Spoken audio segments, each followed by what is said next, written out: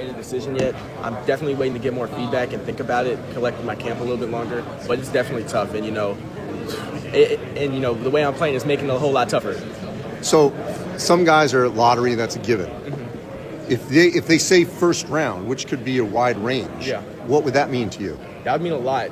That would definitely, make me want to, and stay in the draft a little bit more. It's very important. First round is a big thing, whether it's in terms of, I think another big thing is fit and situation. Obviously trades happen, but, being in the right fit and situation is a really big thing. Having the opportunity to play, and I feel like with that first round, you're able to have a little bit more opportunity. All right, last thing for you. You played at NC State. You had a coaching change, so it was easy to make a decision about maybe leaving.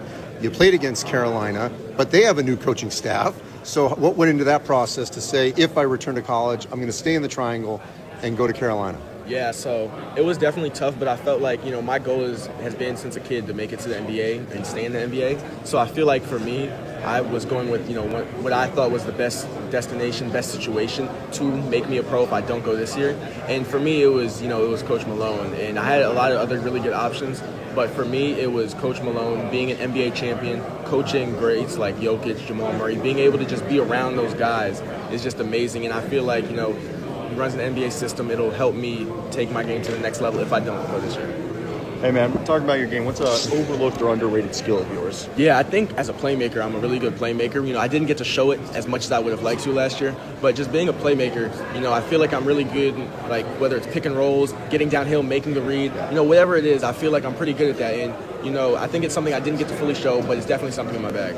And when you're watching film, who are you watching? What are you trying to take from their game specifically? Well, so when I watch film, that's a good question, because when I watch film, it's actually... when I was young, I used to watch film. I just watch my highlights. I'd be like, I want to see me doing good. And then, I got to college and I started breaking down film. And, I was looking at myself off the ball, not looking just at the ball, but look at what the other guys are doing. Because, that's a big part. Help defense, just rotations, it's a big thing. So that's something that I kind of focused on more. And you also asked about players, right? Yeah. So I watch a lot of A.J. Mitchell.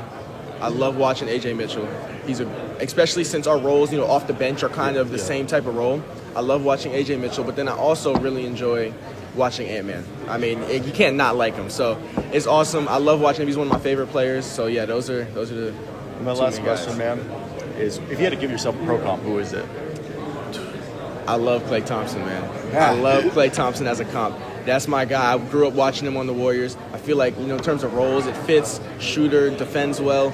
I think between Klay Thompson and A.J. Mitchell, I really do see both of them a lot, just because I feel like I can handle it and play make as well. But, Klay Thompson, if I had to choose one, would probably be my comp.